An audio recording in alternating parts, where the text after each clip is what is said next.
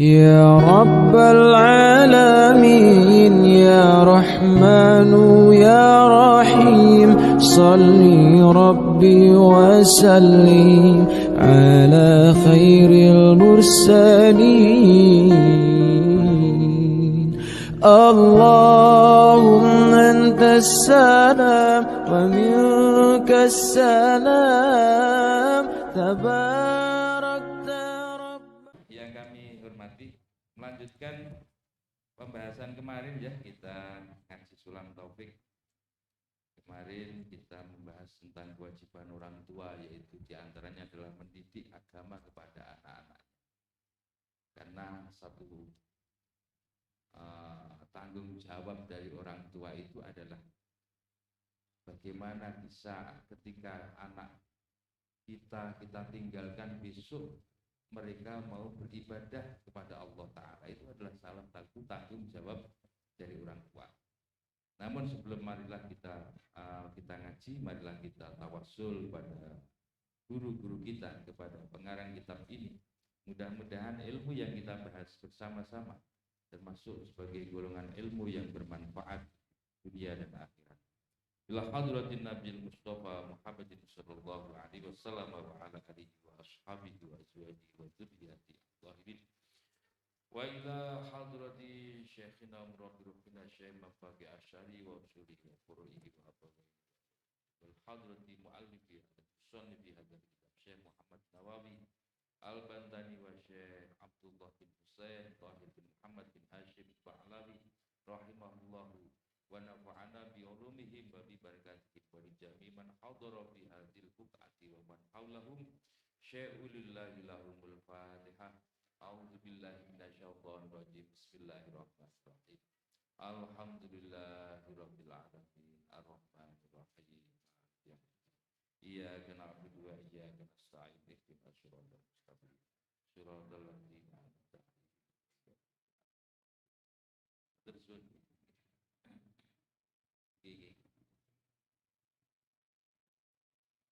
Para Bapak Ibu sekalian, kita lanjutkan sekarang berkaitan tentang umdatul ibadah. Pokoknya ibadah itu adalah sholat ya. Kita menjelaskan tentang apa? Sholat. Perlu diingat bahwasanya amal pertama kali yang ditanyakan besok di akhirat itu adalah kaitan sholatnya ya.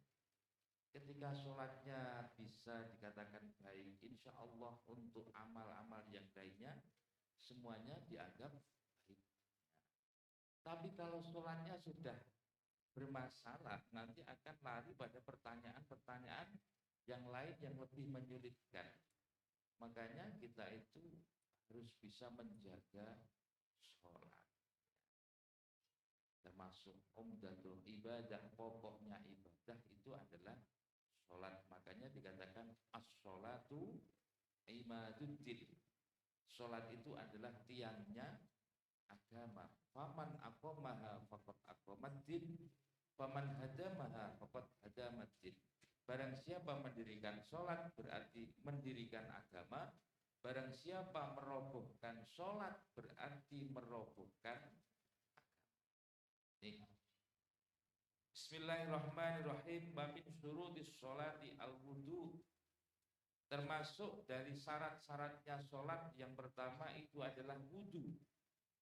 Wa furuduhu sittatun, fardunya wudu itu ada 6. Ada berapa Pak? Enten-enten Bu? 6. Iki ngapalke 6 niku mboten angel nggih. Nah, wa furudul wudu sittatun. Fardunya wudu ada 6. Al-awwalu niyatun. Niyatut thaharah bis sholati fil qalbi. Yang pertama itu adalah niat bersuci dengan tujuan melakukan sholat di dalam hati. Oke. Yang pertama apa Bu? Niat. Niat niku makene ning napa Pak? Ning ati, ya. Kalau kita dari kecil sudah biasa menghafalkan niat wudu ya. Nawaitul wudu'a li raf'il hadasil asghari fardhol lillahi ta'ala. Asghar, bukan asgori ya. Aku kelingan gori. Nawaitul wudu'a li raf'il hadasil asghari fardhol lillahi ta'ala. Ini sampun apal sedaya nggih. Dan niat ini perlu diingat bahwasanya inda ghuslil wajhi, ketika membasuh wajah. Makanya di awal sebelum wudu membasuh wajah itu ada sunnah-sunnahnya. Bapak Ibu pasti sudah sering melakukan. Apa sunnahnya wudu sebelum membasuh wajah? Apa? Membasuh kedua telapak tangan.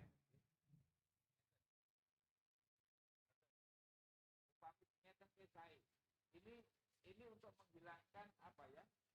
Kotoran-kotoran yang begitu. Cara wong Jawa ngarani bolot nggih. Nah, itu dikosoki. Untuk membasuh tangan itu hukumnya sunnah ya. Disunnahkan. Apalagi kalau kaitannya orang bangun tidur ya. Orang bangun tidur itu sangat dianjurkan untuk sebelum membasuh wajah, membasuh kedua tangan dulu. Alasannya ada yang tahu mungkin?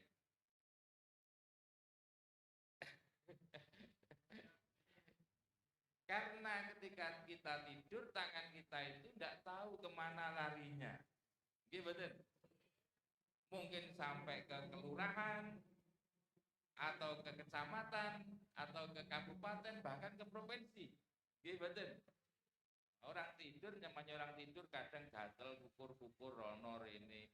Nah ini kan nggak tahu nanti ada najis apa enggak. Maka sangat dianjurkan sekali ketika bangun tidur mau wudu, kita membasuh kedua tangan. Bacaannya ketika kita membasuh kedua tangan, ini ya pertama kan membasuh tangan, kemudian berkumur, memasukkan air ke mulut atau ke hidung, itu juga sunnah. Berkumur, madmadah ataupun insyikok, memasukkan air ke hidung bagi yang tidak berpuasa. Oke. Kalau berpuasa memasukkan air ke hidung beresiko napa mboten Pak? Saged masuk mriki nggih. Nah, ini nanti jawabane nggih, jawabane nalika mbasuh tangan, pertama a'udzubillahi minasyaitonir rajim, bismillahirrahmanirrahim, kemudian membaca sholawat Allahumma sholli wa sallim ala sayyidina Muhammad, dan membaca alhamdulillahilladzi ja'alal ma'a tahuran. Alhamdulillahilladzi ja'alal ma'a tahuran. Apa? Yang pertama dibaca ta'awud. A'udzubillahi minasyaitonir rajim. Bismillahirrahmanirrahim. Allahumma sholli wa sallim ala sayyidina Muhammad. Terus membaca alhamdulillahilladzi ja'alal ma'a tahuran. Segala puji bagi Allah yang telah menjadikan air yang mensucikan. Itu ketika membasuh tangan. Jadi yang kadang-kadang saya lihat itu yang salah. Nawaitul wudu'anya sudah dibaca ketika membasuh tangan. Ini betul. Kadang-kadang dibasuh tangan nawaitul wudu'a bi rabbil hadas bodi atau lain. Padahal belum, itu belum untuk rukuknya, masih sunnahnya. Makanya dengan itu pertama kali yaitu ketika kita membasuh anggota wajib wudu, yaitu ketika masuk tangan kita perlu membaca bismillah, sholawat, alhamdulillah, ja'alal ma'a tahuran. Ini kita basuh, kemudian berkumur. Berkumur ini juga sunnah. Berkumur sunnah, memasukkan hidung, memasukkan air ke dalam hidung. Ini juga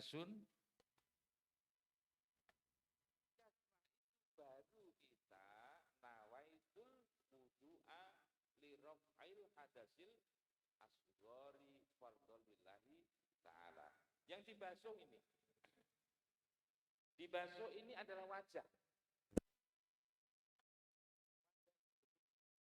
Atas ini adalah min mana binti sya'ri, mulai dari tumbuhnya rambut ya. Nah, ini mulai dari sini Bu nggih, Pak nggih.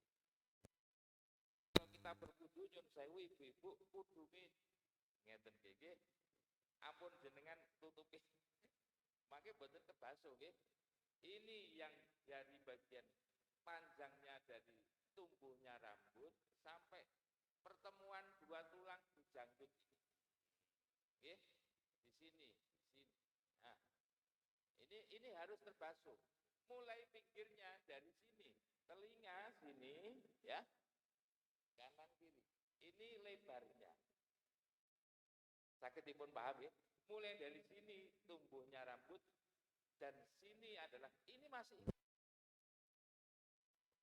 rahang ya, kalau dikatakan rahang ini juga harus terbasuh. Kenapa? Basuhan wajah tidak akan sempurna kalau rahangnya tidak terbasuh. Malayatimul wajib illa bihi fahuwa wajibun. Suatu perkara yang tidak akan sempurna kewajiban kecuali dengan perkara itu, maka dihukumi juga wajib. Sekarang ada pertanyaan begini. Kalau misalnya ada orang botak, nggih, wong rambutnya tukule teng mriki. Nggih, eten mboten? Biasane wong sing pinter-pinter nika nggih, mbah profesor, mbah doktor ngoten saking kakean mikire rambutnya do rontok. Nek kula niku mboten patek mikir dadi rak rontok. Nggih mung rada wis putih ngeten iki. Umup nih jenenge. Ini kalau nanti tumbuhnya dari sini apakah membasuh? Pripun, Pak? Kalau tumbuhnya dari sini pas unyeng-unyeng lagi tukul rambutnya, apa wudune nawaitul wudu'a li raf'il hadasil asghari. Apa gitu? Mboten nggih? Tapi dimulai dari secara umumnya tumbuh rambut itu dimulai dari mana? Ingatan lho nggih? Nggih mboten? Dimulai dari mana? Kalau tumbuhnya dari sini, ya biasanya dari sini. Nah nanti kalau misalnya ada yang tumbuh rambutnya dari sini, gimana? Nggih mboten? Ya ikut secara umumnya. Ikut secara umumnya, oh batese tukule rambut ki umume ning nggon kene iki semene. Itu wajah. Membasuh wajah ketika begini.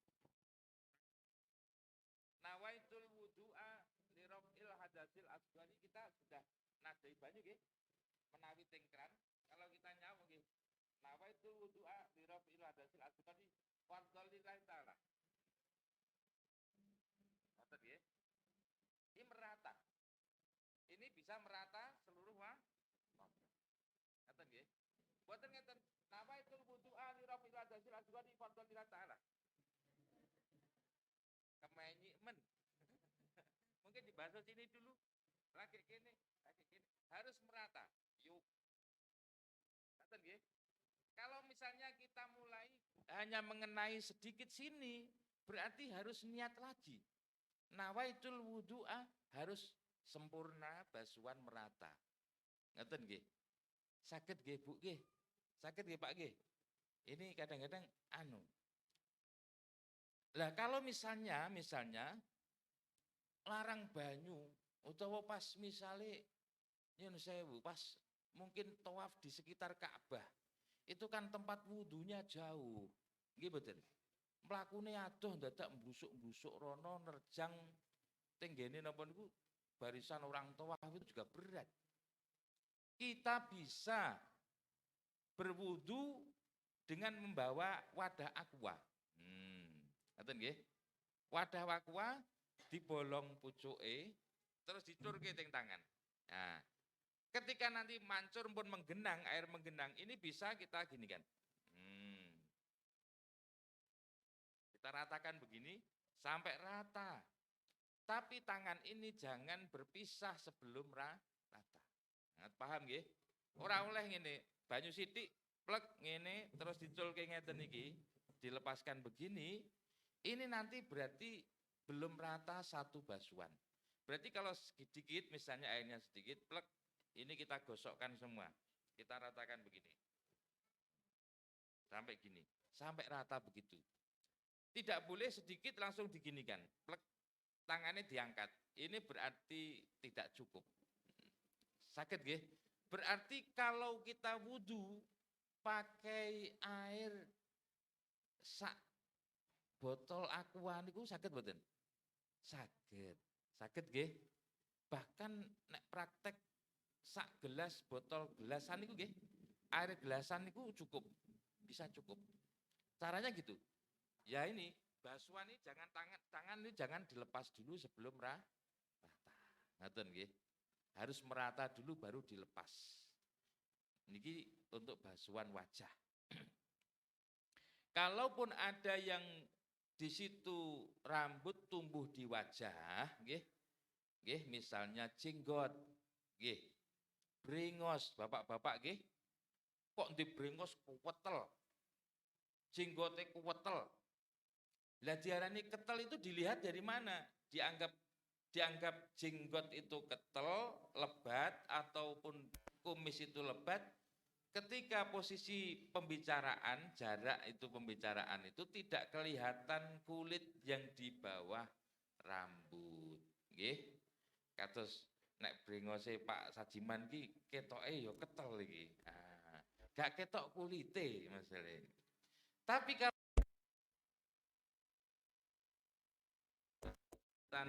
kulit di bawah rambut itu berarti rambut yang jarang, harus dibasuh sampai ke bawah.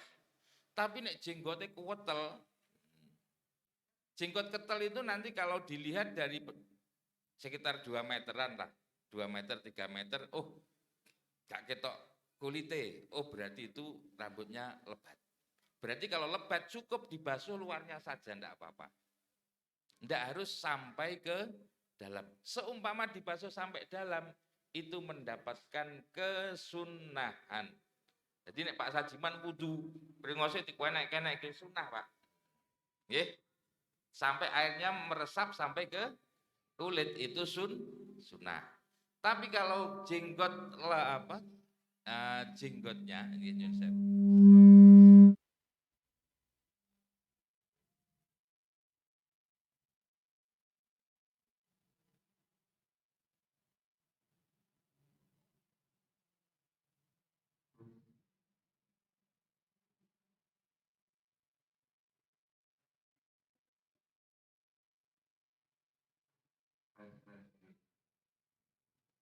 kalau nanti jenggotnya atau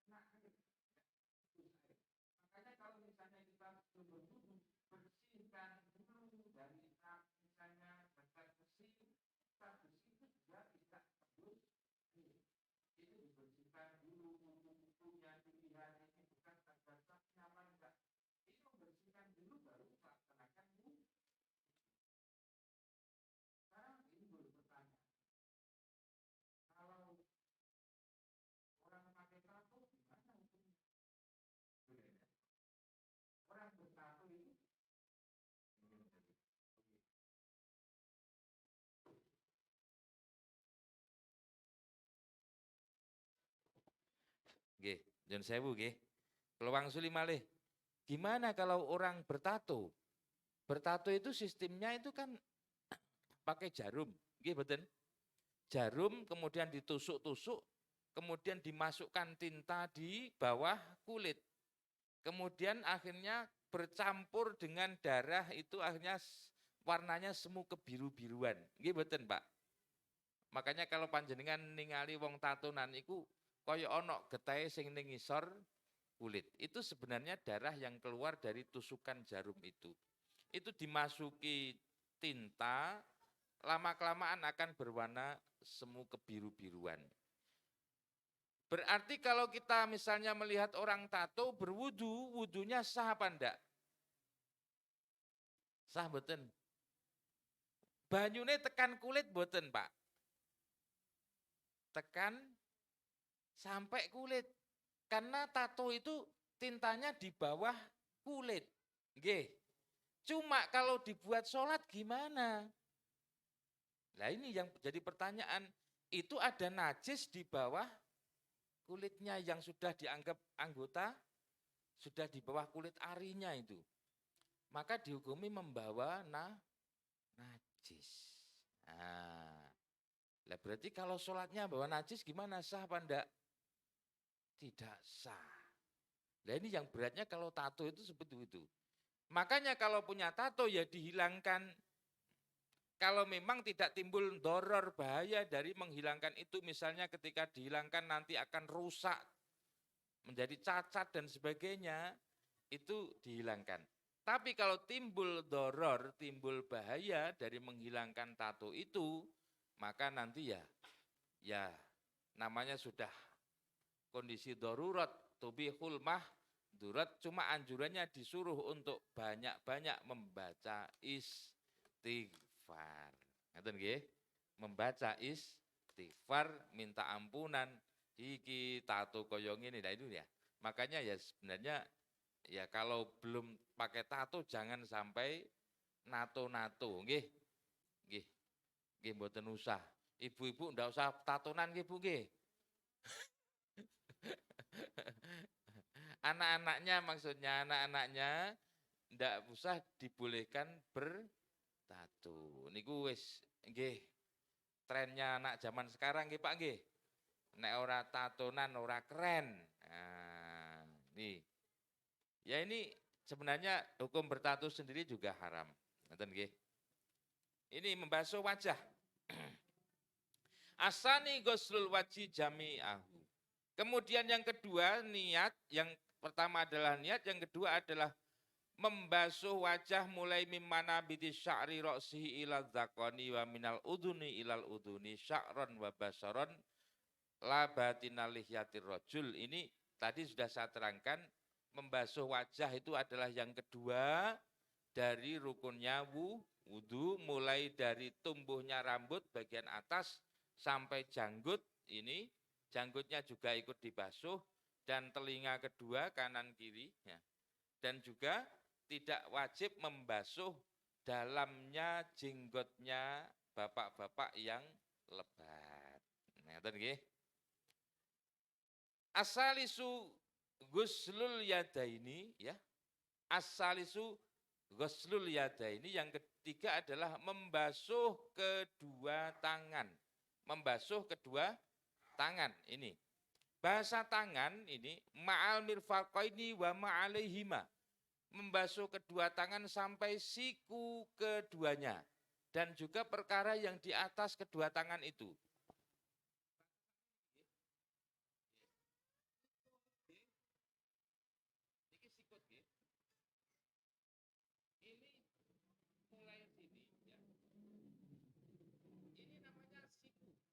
Niki siku nggih. Mulai sini siku, tapi walaupun batasannya hanya sampai siku, tapi dibasuh sampai seatasnya siku. Kenapa? Karena basuhan siku tidak akan sempurna kalau di situ sikunya tidak dilebihi basuhannya. Leres mboten? Dan juga apa-apa yang di situ ada di atas tangan, misalnya punya uci-uci, ting tangan, itu juga harus dibasuh. Mungkin jarinya lebih daripada 5, punya jari 6, jari tambahan, itu juga harus dibasuh. Tapi ada juga yang tangannya kelet, ngeten, rapet misalnya. Ini ndak perlu disilet. Nggih mboten napa-napa wis dari sananya memang gitu tangannya napa? Kelet. Ndak perlu disilet, dibelah ndak perlu. Ya cukup dibasuh luarnya saja. Kalau pakai cincin, nggih, itu disunahkan untuk diginikan, diputer-puter. Nah, ketika membasuh tangan, cincinnya diputer-puter. Makanya kalau ada yang seneng pakai cincin, itu ya memang ada niatannya kadang untuk mencari sunnahnya wudhu ketika membasuh tangan bisa muter-muter cincin. Dan saat ini ora cincin gelang, ibu gelangnya wakeh. Nah, ya diputer-puter. Oke. Supaya apa? Supaya air bisa benar-benar sampai di dalam permukaan yang di bawahnya gelang itu. Cincin, gelang, jam tangan, ya. Ini tidak boleh menghalangi masuknya air, sampainya air ke permukaan kulit tangan itu sendiri. Ngeten nggih. Sakniki nek wong buntung piye? Buntunge kayak kene. Buntunge kene berarti kak randi napa niku? Mboten di tangan nggih. Sing jaring tangan kan cari sikut sampai ini nggih. Nah ini kan lengan nggih. Nggih, leres Pak nggih. Lah ini enggak punya tangan gimana? Kalau dia itu buntung, itu cukup sebagai apa ya? Sebagai menggugurkan syarat saja. Dibasuh saja yang semampunya. Ngaten lho nggih. Dibasuh pucuke tok mboten napa. Kalau misalnya sikote duwowo, mulai sikut ning kene, sikutnya di sini, tangannya hanya pendek, tapi lengannya yang panjang, gimana Bu? Ada enggak orang kayak gitu? Ada, ya. Lengene sing dawa, tangane sing cendak. Itu nanti seperti halnya orang yang tadi tidak punya rambut, itu nanti mengikuti kepada umumnya. Ngaten nggih? Mengikuti kepada umumnya. Ngaten. Membasuh kedua tangan. Ar-rabi'u masur ra'si au ba'dihi walau sya'ratan fi haddihi. Yang keempat, ini adalah mengusap kepala atau sebagiannya walaupun hanya satu rambut saja. Walaupun hanya satu rambut. Ibu-ibu yang dibasuh itu, yang diusap rambut yang di situ adalah sejajar dengan kepala. Tidak boleh dibasuh pucuke rambutnya dawa, dibasuh pucuke tok. Boleh enggak? Tidak cukup. Tapi yang dibasuh adalah yang di situ sejajar dengan kepala. Kalau bapak-bapak pakai peci, misalnya wudhu, gini bisa Pak. Nanti waktu membasuh rambut cukup gini saja. Ini entah dibasuh sendiri, diusap sendiri, atau minta pertolongan temannya. Nganggu tangane kancane cekel plek, usap kayak gini. Bisa. Nah, bisa ya. Atau diusap kancane bisa. Nah, ini mengusap rambut yang ada di kepala. Kalau enggak punya rambut gimana? Ya cukup dikira-kirakan kepalanya, dibayangkan punya rambut, ngoten mawon nggih. Al-khamisu ghuslur rijlaini ma'al ka'baini. Yang kelima itu adalah membasuh kedua kaki sampai kedua mata kaki. Niki sing nomor pinten Bu? 5. Membasuh kaki sampai kedua mata kaki. Ini nanti tidak harus istilahnya digebyur. Sampean misalnya ning kobokan di masjid, itu kadang-kadang ada tempat keluar wudhu, ada yang istilahnya ada kobokan nih. Ketika sudah sampai basuhan kepala, langsung panjenengan medal saking mriku lewat banyu niku, tangan sikile diobyok-obyoke teng mriku, dan airnya di situ di atas mata kaki itu sudah sah. Sakit dipun paham nggih Bu nggih? Jadi jenengan liwat tok plek osok. Nah, digerakkan 3 kali itu sebagai gantian dari membasuh 3 kali atau taslis. Niku mangke nggih sampun cekap teng mriku. Kemudian yang selanjutnya adalah nomor 6-nya as-sadisu at-tartib. Yang ke-6 adalah tertib. Tertib itu artinya apa? Tidak boleh dibalik-balik. Niat pertama, kemudian kedua membasuh wajah, ketiga membasuh kedua tangan, keempat membasuh apa Bu? Keempat membasuh kepala. Kelima membasuh kaki sampai kedua mata kaki. Keenam adalah tertib atau urut. Ini. Dan untuk membasuh kaki itu ada istilahnya di dalam istilah fikih itu mashul khuffain, yaitu mengusap kedua muzah.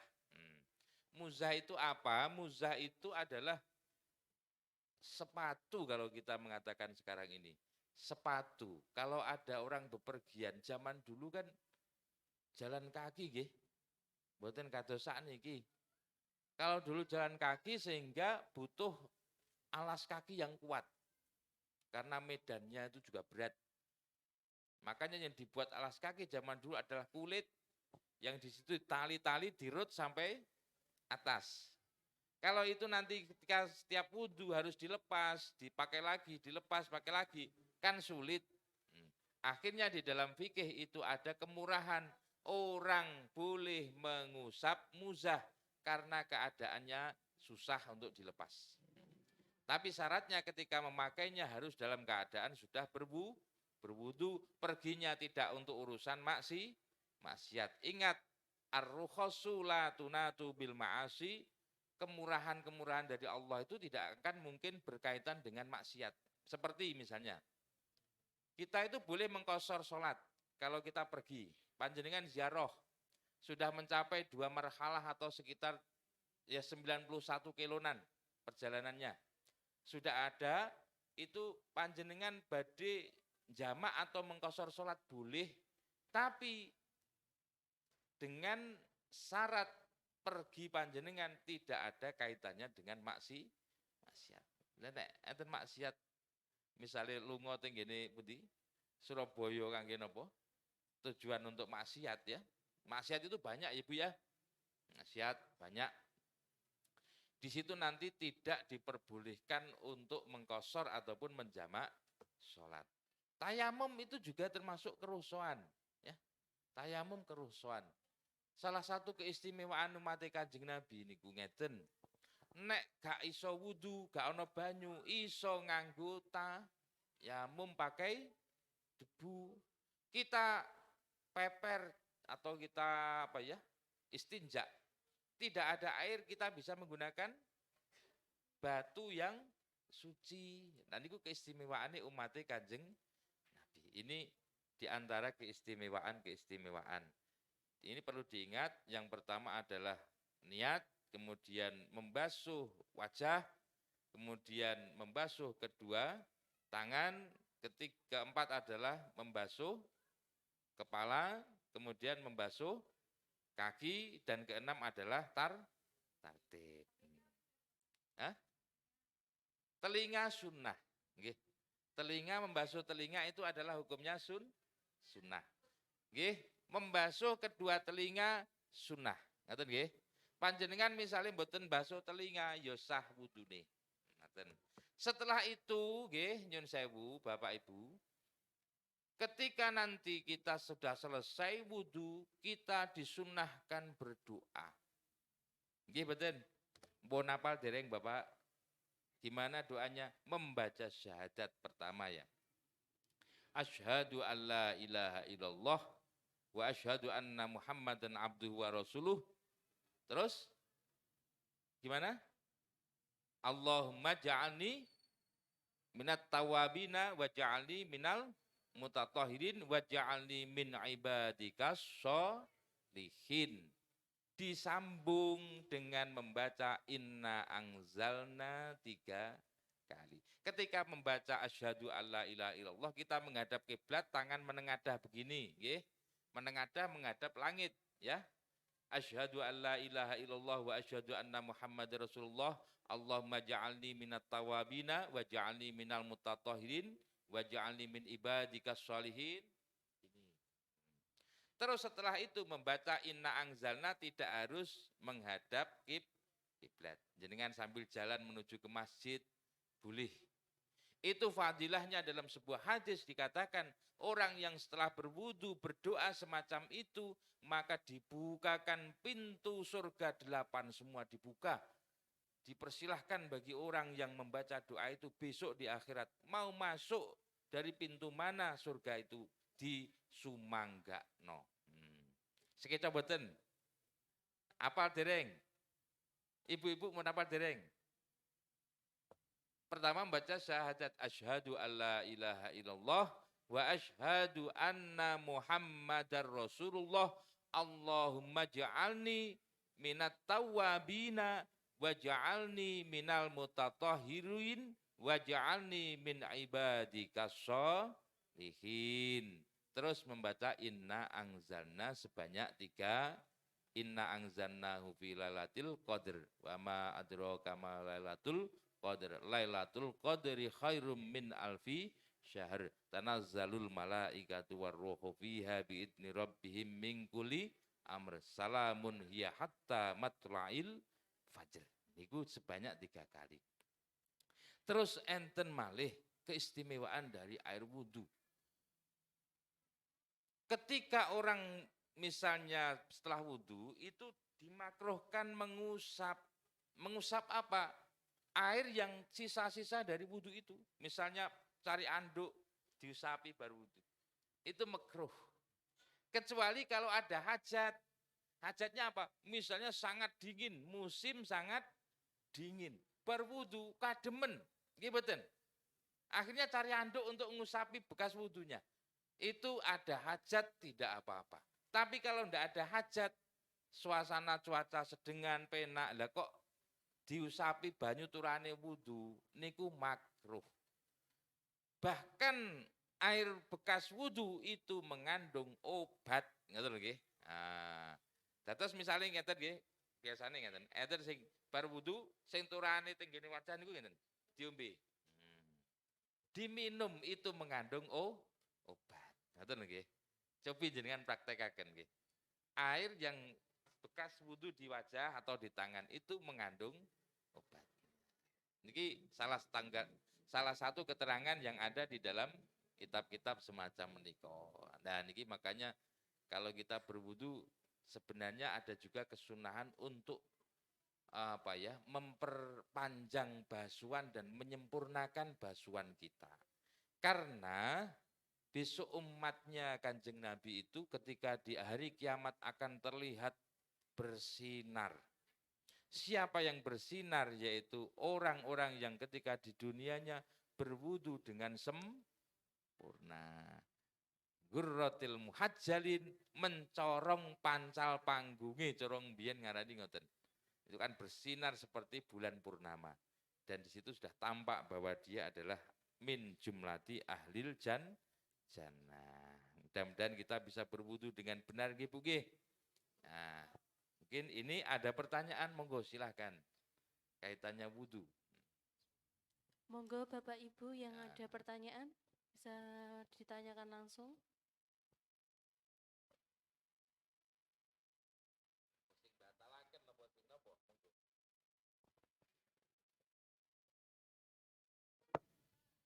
Nggih, monggo Bu.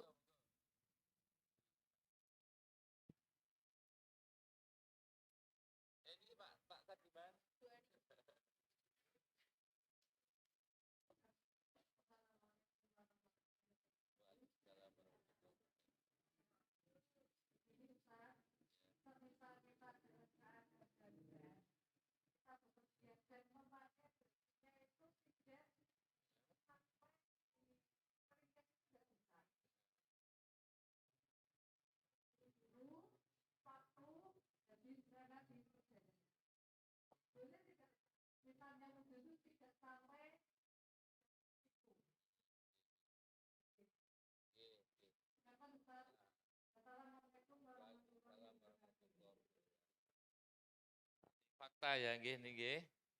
Fakta bahwasanya ketika kita pakai baju kadang-kadang lengene kuwi mau gak iso dilingkis nggih. Ndak bisa dilingkis sampai sikut ngoten. Niku gimana kalau misalnya wudunya cukup yang kelihatan saja? Boleh ndak? Boleh mboten, Pak? Nggih mboten pareng nggih Bu nggih. Mboten Pak, pareng. Jadi kita itu menyesuaikan gini secara prinsip saya ya begini. Kita boleh modis tapi modis kita harus syar'i. Ngaten nggih. Modis syar'i, ngaten nggih. Modis syar'i itu gimana? Kalau tak pakai baju ya baju yang kira-kira bisa mendukung untuk enak dibuat wudu. Nggih. Engko nganu klambine kene bane lengen iki saka wesi misale. Ora iso tingkake. Ya itu modis tapi harus syar'i. Ibu-ibu juga gitu. Boleh modis bagus karena perempuan itu tempatnya berhias, nggih. Tapi berhiaslah yang di situ tidak sampai menghalangi dalam urusan kewajiban dalam beribadah. Ngoten lho nggih. Ya, misalnya urusan pakai baju juga semacam itu. Kalau saya sendiri baju itu kalau dilengkis angel nggih. Jarang saya buat keluar. Nah, biasanya ya nanti kalau untuk di rumah misalnya kaos sing apa? Street itu ya. Diunggahke tekan sikote wangel. Nah, ini ya akhirnya ya saya pakai cuma di rumah kadang-kadang. Nah, kalau untuk pergi kan kadang-kadang mosok nek lunga dadak wuduhe nyopot kaos bleding gak mboten enak nggih mboten. Nggih mboten. Makanya saya pilih ya yang baju-baju yang enak untuk di lingkis nggih. Gitu Bu nggih. Heeh. Nggih, matur suwun nggih. Pertanyaannya bagus nggih. Monggo Ibu nika mic-nya dikasihkan.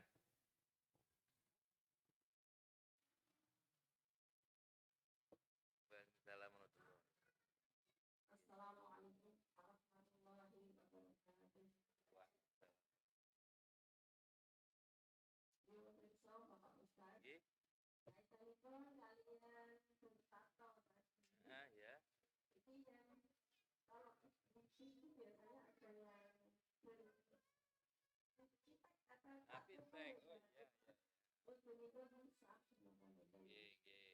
Oh iya, iya. Waalaikumsalam warahmatullahi wabarakatuh. Pitek nggih. Pitek nggih, niki jawabannya pitek itu ada dua macam. Nggih. Pitek itu ada dua macam. Pitek yang tidak tembus air. Ada pitek yang tembus air. Seperti kadang-kadang tangan dihias nih Bu. Itu pakai hina atau apa tuh? Hina ya. Tembus enggak apa-apa. Seperti tangan yang di batik-batik. Nah, enggak apa-apa itu tembus air. Air. Pacar nek deplok bang pacar kangge sego nggih. Dicampur sego napa-napa nika? Nggih, godhonge deplok campur sego buntel cilikane nggih. Mangke dibuntel plastik, ditunggu berapa jam nanti diambil sudah berwarna. Itu juga tembus air, enggak apa-apa. Tapi nek pitek sing mengkilap terus napa nggih? Wandel nggih. Nah, dalem.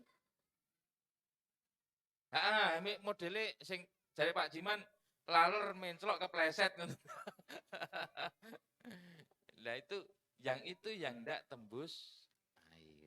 Berarti kalau mau wudu dibersihkan dulu. Ngoten. Kuku itu walaupun panjang harus dibasuh. Misalnya kukunya dawane semeter. Di kuku terpanjang di dunia. Itu walaupun panjang, kuku itu harus terbasuh ketika wudu. Posisi ting mriki enten regetane, makanya dibersihkan dulu. Dicuti, nek regete iki mau menghalangi air sampai ke kulit ya harus dibersihkan. Nek mung reget-reget bolot gak diresiki tembus banyu mboten napa-napa. Kalau pitek yang tidak tembus air nggih mboten dados sah wudune karena air tidak sampai ke permukaan kukunya itu. Nah, ngaten nggih diresiki. Lah mahal itu, Pak. Itu sudah diwarna model blentik, enek gambare apa-apa ngoten nika nggih. Nah itu kan mahal, gimana itu? Ya pilih mahal atau sah wudunya gitu saja kan ya. Nggih, ngaten nggih Bu nggih. Matur suwun nggih untuk wawasan untuk yang lainnya nggih.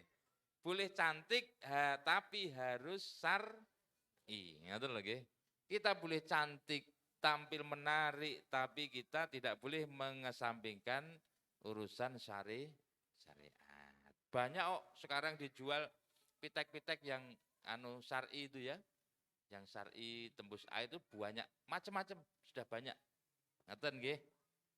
Nah, termasuk parfum itu juga parfum yang alkohol ya sampai 1%. Kalau sudah banyak alkoholnya, sruat, wes ya gimana wong jenenge alkohol ya. Nah, itu ya. Monggo malih, monggo Bapak Ibu, monggo. Bapak-bapak yang belum ada, ibu-ibu malih. Nggih, monggo. Monggo. Nggih.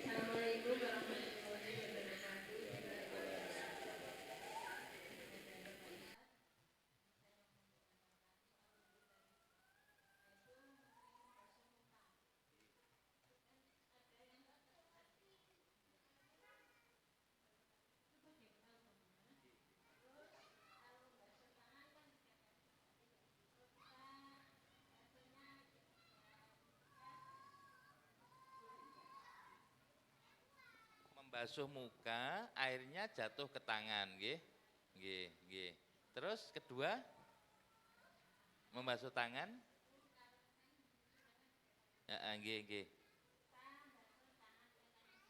Heeh. Nggih. Nah, yang pertama adalah kaitannya air mustakmal. Nggih. Dikatakan mustakmal itu kalau airnya itu sudah pindah ke basuhan yang lain. Misalnya ngeten. Misalnya, nah, dari muka ini pindah airnya dari sini pindah ke sini. Tidak dikatakan mustakmal. Ngeten nggih? Tapi kalau dari sini jatuh ke tangan ini baru dikatakan mustakmal, nggih. Berarti kalau misalnya membasuh wajah, dari sini airnya dirata ngeten sampai ke bawah. Itu tidak jadi mustakmal karena masih dalam satu wajah. Ngeten nggih? Nggih. Jadi misalnya jenengan nyekel banyu plek nyiprat mriki jenengan tadahi ngeten. Ini bukan mustakmal karena masih dalam satu basuhan. Seperti tangan misalnya kita basuh sret ngeten.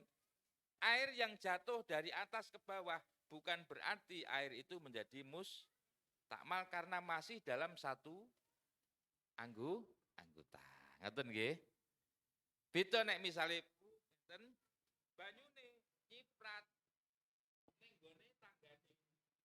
Tanggane pas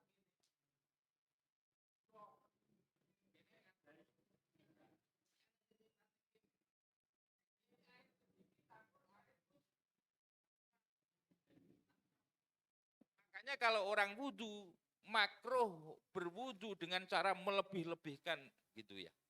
Nggih nek basuh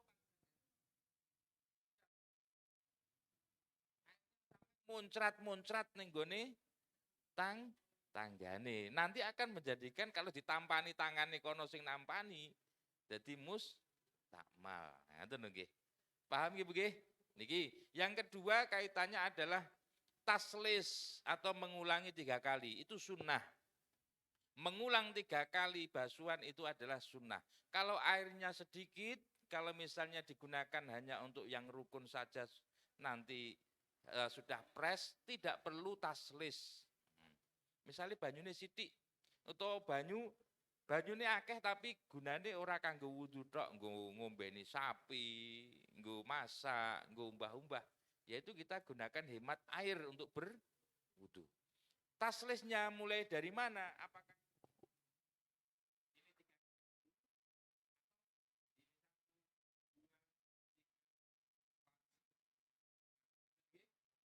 itu yang taslis adalah secara berurutan. Kanan dulu semua, baru kiri. Makanya ada dalam wudhu itu istilahnya sunnah juga tayamun. Mendahulukan anggota yang kanan. Kalau memungkinkan, misalnya tangan, memungkinkan mboten? Memungkinkan. Wajah memungkinkan mboten? Mboten, nggih. Piye apa disigar ngene sik? Nah, kaki memungkinkan enggak tayamun? Sakit mboten dhisike sing tengen bareng, bareng sakit mboten? Nek dhisike tangan sing sikil tengen sakit mboten? Sakit, nggih. Makanya memungkinkan untuk yang tidak bisa dilakukan kecuali bersama-sama nanti ada sunnah tayamun. Nek wajah niki harus bersama-sama. Tangan bisa sendiri-sendiri. Tapi kalau kaki bersama-sama bisa ndak? Neng keran maju bareng sikile. Ceblok nggih mboten? Nah, makanya di situ disunahkan tayamun. Ngoten nggih, Bu nggih. Matur suwun nggih. Malih monggo. Ngoten mboten? Nggih nika. Nika tasik wingking.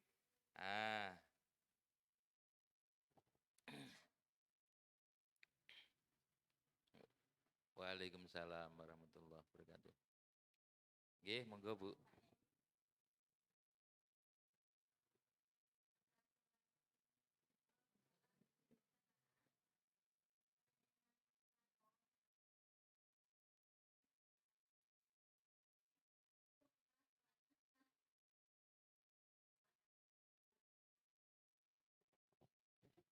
Kalau diterima atau tidak, niku mboten saged jawab. Tapi kalau ditanya sah apa tidak, karena tato itu membawa najis, itu berarti tidak sah. Tapi kalau di bab di artinya ditanya ini diterima apa enggak, saya tidak bisa menjawab. Cuma kalau di situ nanti tidak sah, berarti kembali kepada jawaban yang tadi, menghilangkan tato itu wajib kalau memang tidak akan timbul bahaya. Kalau timbul bahaya misalnya dihilangi wong tatone saawak iso malah jadi iso mati kira-kira nggih. Oh dihilangi iki lara nggih. Dihilangkan itu sakit enggak Pak itu? Pakai laser atau gimana? Apa disetrika? Setrika? Nah itu kalau bahaya seperti itu, ya cukup dia itu dengan memperbanyak istighfar. Ingat bahwasanya bukan sholat kita yang menjadikan kita ahli surga, bukan. Tapi adalah keridhoannya Allah, gitu kan ya. Kadang-kadang orang yang di situ karena tatoan tapi hatinya merasa dirinya paling rendah, paling hina, akhirnya merasa dosanya banyak, istighfarnya diterima oleh Allah. Ada yang sholatnya khusyuk dan luar biasa, syariatnya hebat, tapi di situ merasa sombong, di situ justru sholatnya tidak terima dan dimurkai oleh Allah.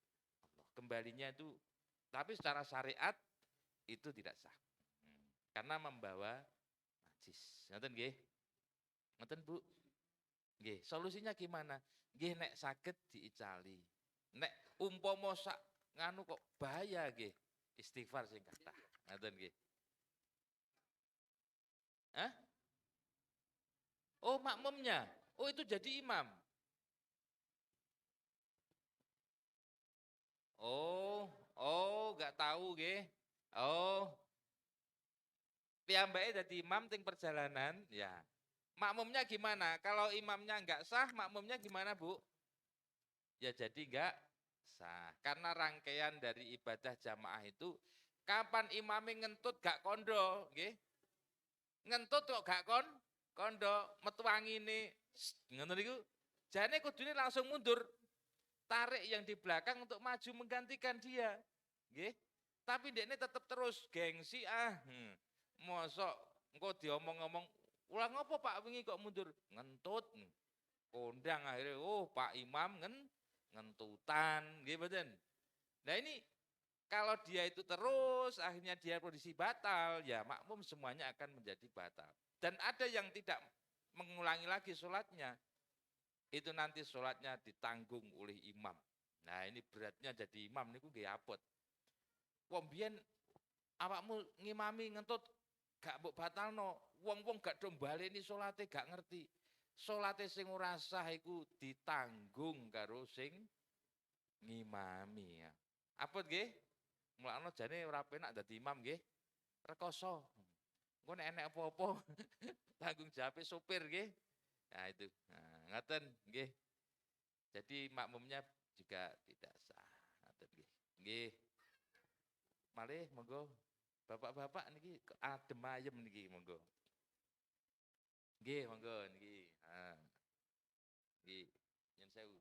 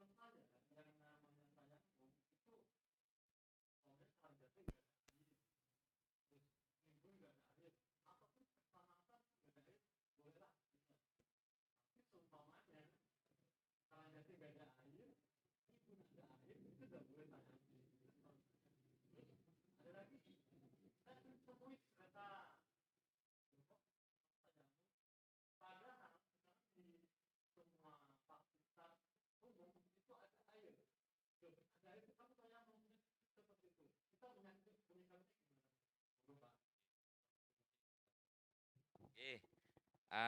Tayamum itu ketika darurat nggih. Karena itu adalah bersuci yang sifatnya darurat.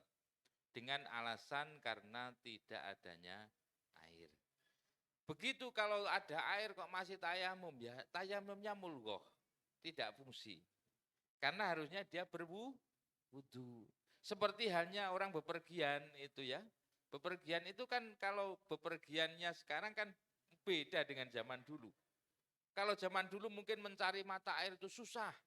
Sampai sejauh mata memandang kanan, kiri, depan, belakang dicari.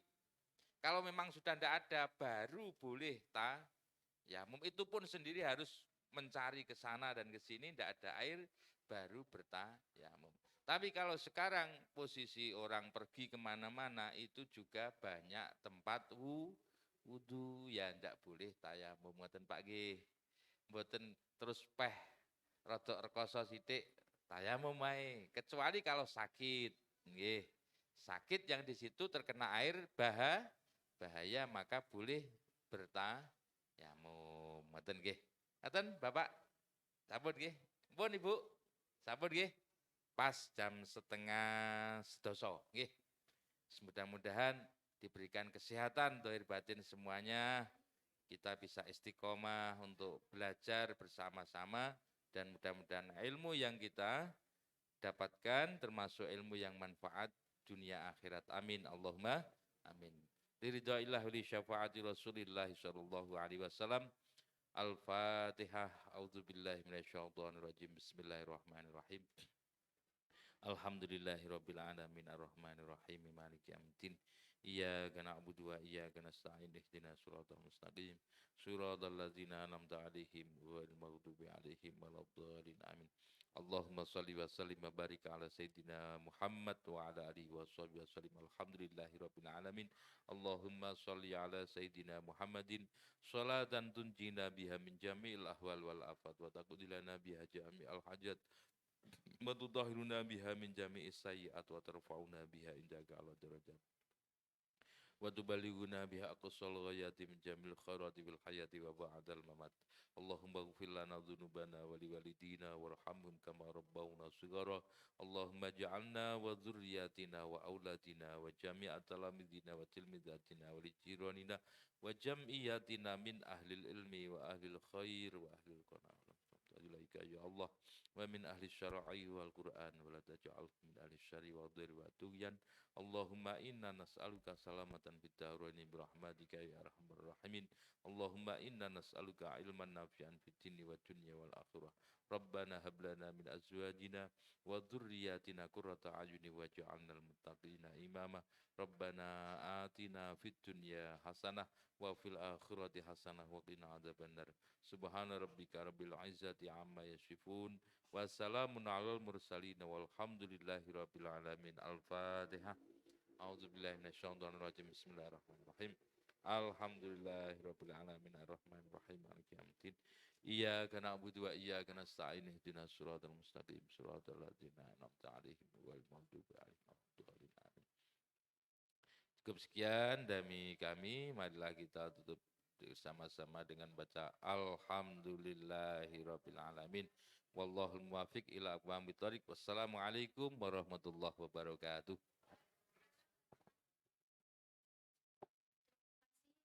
Usia yang diberikan kepada kami, semoga bermanfaat dan dapat kami amalkan. Marilah acara pengajian Ahad pagi ini kita tutup dengan membaca basmalah bersama. Alhamdulillahirabbil alamin. Kami sebagai pembawa acara dan mewakili segenap panitia, mohon maaf atas segala kekurangan dan terima kasih atas perhatian. Wabillahi taufiq wal hidayah. Wassalamualaikum warahmatullahi wabarakatuh.